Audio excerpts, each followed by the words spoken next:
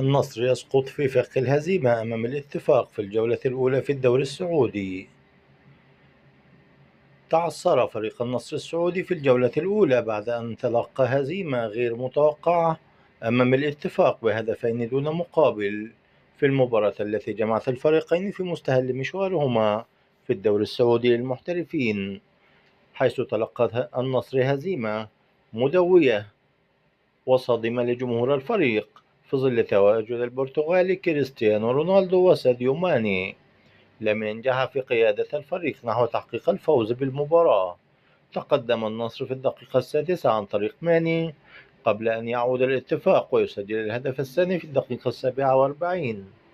ويعزز تقدمه في الشوط الثاني، ويفشل لاعبو النصر في العودة للمباراة ليخسر النصر أول 3 نقاط في سباق المنافسة على لقب الدوري السعودي في الموسم الحالي.